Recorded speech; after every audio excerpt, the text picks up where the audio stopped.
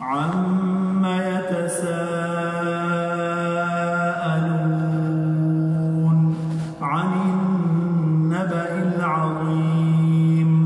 الَّذِي هُمْ فِيهِ مُخْتَلِفُونَ كَلَّا سَيَعْلَمُونَ ثُمَّ كَلَّا سَيَعْلَمُونَ أَلَمْ نَجْعَلِ الْأَرْضَ مِهَادًا وَالْجِبَالَ أَوْتَادًا وَخَلَقْنَاكُمْ أَزْوَاجًا وَجَعَلْنَا نَوْمَكُمْ سُبَاتًا وَجَعَلْنَا اللَّيْلَ لِبَاسًا وَجَعَلْنَا النَّهَارَ مَعَاشًا وَبَنَيْنَا فَوْقَكُمْ سَبْعًا شِدَادًا وَجَعَلْنَا سِرَاجًا وَهَّاجًا وَأَنزَلْنَا مِنَ الْمُعْصِرَاتِ مَاءً ثَجَّاجًا لِنُخْرِجَ بِهِ حَبًّا وَنَبَاتًا وَجَنَّاتٍ أَلْفَافًا إِنَّ يَوْمَ الْفَصْلِ كَانَ مِيقَاتًا يَوْمَ يُنفَخُ فِي الصُّورِ فَتَأْتُونَ أَفْوَاجًا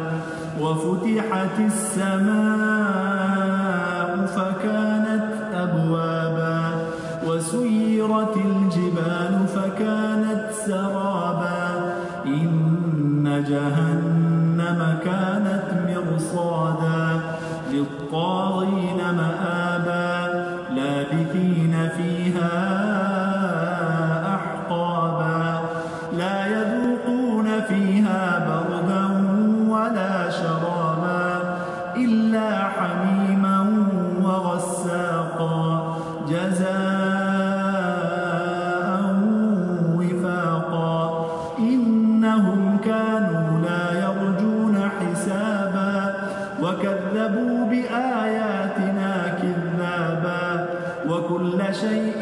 أَحْصَيْنَاهُ كِتَابًا فَذُوقُوا فَلَن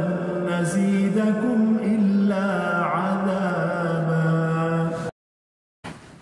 إِنَّ لِلْمُتَّقِينَ مَفَازًا حَدَائِقَ وَأَعْنَابًا وَكَوَاعِبَ أَتْرَابًا وَكَأْسًا دِهَاقًا لَا يَسْمَعُونَ فِيهَا لَغْوًا وَلَا كِذَّابًا جَزَاءً مِّن رَّبِّكَ عَطَاءً حِسَابًا رَّبِّ السَّمَاوَاتِ وَالْأَرْضِ وَمَا بَيْنَهُمَا الرَّحْمَٰنِ لَا يَمْلِكُونَ مِنْهُ خِطَابًا يَوْمَ يَقُومُ الرُّوحُ وَالْمَلَائِكَةُ صَفًّا لا يتكلمون إلا من أذن له الرحمن وقال صوابا ذلك اليوم الحق فمن شاء اتخذ إلى ربه مآبا إنا أنذرناكم عذابا قريبا يوم ينظر المرء ما قدمت يداه ويقول الكافر يا ليتني